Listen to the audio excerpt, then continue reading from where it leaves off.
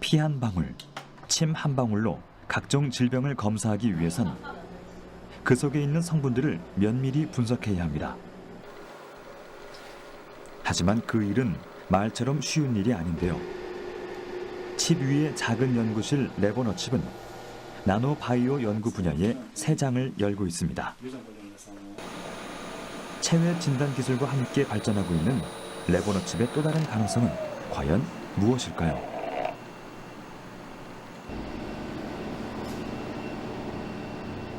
사용 목적에 따라 크기와 구조가 다양하게 이루어진 레보너칩. 둥근 형태가 인상적인 이 레보너칩의 이름은 엑소디스크입니다. 지름 12cm 남짓한 작은 장치가 암을 진단하는 데 핵심적인 역할을 하는데요. 그 원리를 확인해 봐야 할 것 같습니다.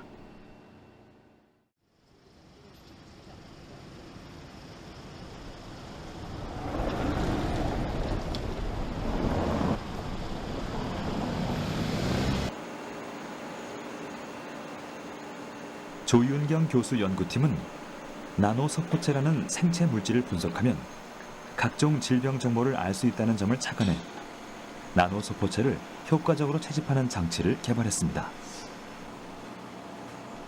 그 장치가 바로 엑소디스크입니다. 나노석포체를 뜻하는 엑소점의 엑소와 레보너 디스크의 디스크를 결합시킨 이름이죠. 이 장치는 소변과 같은 액체 시료를 활용해 나노석포체를 분리 검출하는데요. 연구진은 엑소디스크로 방광암 환자의 소변에서 나노석포체를 검출해내며 소변으로 방광암을 진단할 수 있다는 가능성을 확인했습니다. 암 조직이 사실은 가장 좋은 체내 유전 정보를 가지고 있는 물질이라고 할 수가 있는데 이제 암에 걸렸다고 그래서 우리가 매일매일 조직을 꺼낼 수는 없지 않습니까? 대신에 우리 몸에는 혈액이 흐르고 있고 또 소변도 있고 이제 다양한 액체들이 있습니다. 그래서 혈액이라든가 소변 또는 흉수 또는 복수 이러한 샘플로부터 세포를 꺼내거나 또는 DNA를 꺼내거나 아니면 오늘 말씀드린 나노소포체를 꺼내서 거기에서 암세포의 유전 정보를 알아낼 수가 있습니다. 암을 진단하는 표준 방법은 조직 검사입니다. 몸에서 조직의 일부분을 떼내어 검사하는 방법인데요. 정확도는 높지만 내시경이나 바늘과 같은 도구를 인체에 주입하기 때문에 위험 부담이 크고 통증이 수반됩니다.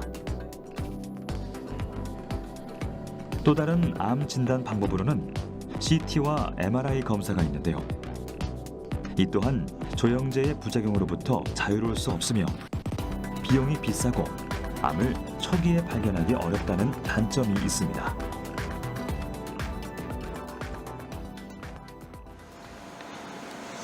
하지만 엑소디스크를 활용한 체외 진단은 소변을 시료로 활용합니다. 그리고 이 플라스틱 기기로 암세포의 흔적을 담고 있는 나노소포체를 분리해 그 속에 깃든 질병 정보를 분석할 수 있습니다. 그렇다면 엑소디스크에서 분리되는 핵심 물질 나노소포체란 무엇일까요? 세포 활동을 통해 나오는 아주 작은 크기의 생체 물질 나노소포체. 이 물질은 체액을 타고 몸 안을 돌며 자신이 다니는 길목에 생기는 질환 정보를 포함한 생체 정보를 담고 있습니다. 따라서 소변 속에 있는 나노소포체를 분석하면 소변이 생성, 이동하는 곳에 발생하는 전립선암, 신장암, 방광암과 같은 질병의 정보를 알 수 있죠. 나노소포체는 수십 내지는 한 200나노미터 미만의 어떤 멤브레인으로 둘러싸여 있는 소포체를 의미하는데요. 이 나노소포체가 옛날에는 세포가 이제 그 세포 안에서 필요 없는 것을 버리는 것으로 생각을 했는데 최근에 이 나노소포체를 분리하는 기술을 개발하고 이제 분석을 해보니까 나노소포체가 DNA도 가지고 있고 RNA도 가지고 있고 즉 생명 현상에 관련된 많은 정보를 가지고 있다고 알게 되었습니다.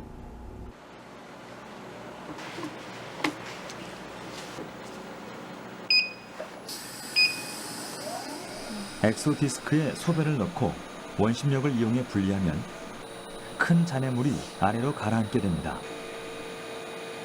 그리고 미세관을 통해 시료가 이동하는 동안 나노소포체가 농축되는데요. 원심력을 이용해 나노소포체를 분리하는 방법은 예전부터 사용해왔지만 초고속 원심 분리법을 활용해도 시간이 오래 걸린다는 단점이 있었죠. 하지만 엑소디스크는 특별한 장치로 그 한계를 극복했습니다. 나노소포체는 굉장히 수십 나노의 작은 사이즈와 낮은 밀도를 가지고 있어요. 기존의 사람들은 초원심 분리 방법을 사용해서 나노소포체를 분리를 했었는데 기존에 사용하던 그 방법은 시간이 서너 시간 이상이 걸리고 또한 분리 수율도 굉장히 낮았어요. 그래서 이 디바이스는 필터를 사용해서 나노소포체를 좀 더 짧은 시간 안에 높은 수율로 분리할 수 있는 방법입니다. 엑소디스크에는 나노소포체 분리를 돕는 두 종류의 필터가 장착되어 있습니다. 600나노미터 크기의 구멍을 가진 필터, 그리고 그보다 더 촘촘한 20나노미터의 필터입니다. 서로 다른 크기의 두 필터 덕분에 원심력을 키우지 않아도 나노소포체를 효율적으로 걸러낼 수 있죠. 원심력에 의해 미세관을 타고 이동하는 시료는 두 개의 필터를 통해 순차적으로 걸러집니다. 최종적으로 20나노미터의 필터 위에는 20나노미터보다는 크고 600나노미터보다는 작은 범위의 나노소포체들이 농축되는데요. 이 필터 덕분에 30분 이내에 나노소포체를 검출할 수 있습니다.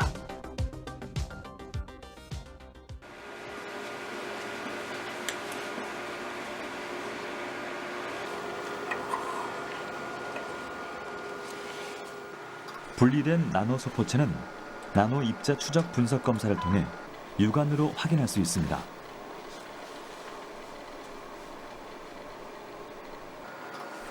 나노소포체를 확대해보면 아주 미세한 움직임이 보이는데요.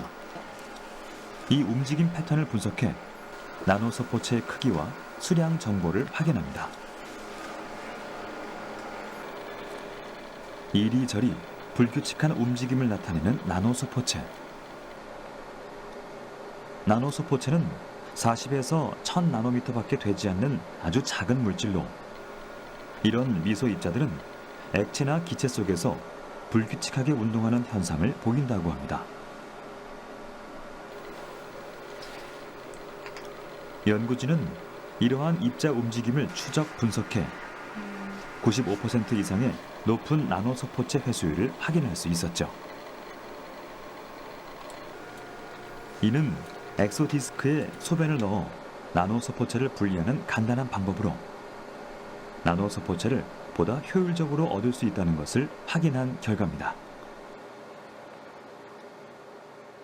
나노 입자는 이제 각각의 고유하게 브라우니안 운동이라고 하는 그런 운동 패턴을 가지고 있어요. 그래서 그 입자의 움직임 패턴을 분석을 해서 입자의 크기랑 그리고 입자의 개수에 대한 정보를 얻어서 앞에서 분리했던 나노소포체가 얼마만큼의 수량을 가지고 있고 그리고 크기는 어느 정도가 되는지를 알 수 있는 분석 방법입니다.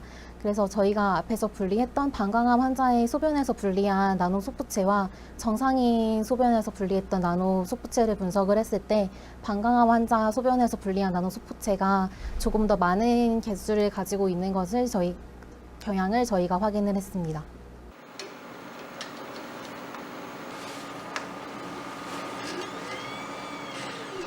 나노소포체에는 세포 간의 정보를 주고받고 세포 증식 등을 조절하는 표면 단백질이 있습니다.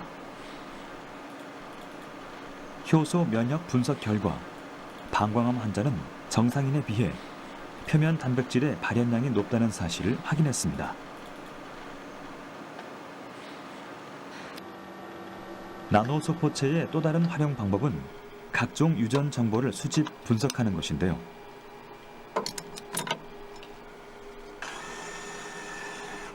연구진은 나노소포체를 이용한 암 진단 마커 검출을 통해 각종 질병을 진단할 수 있는 기술을 연구할 예정입니다.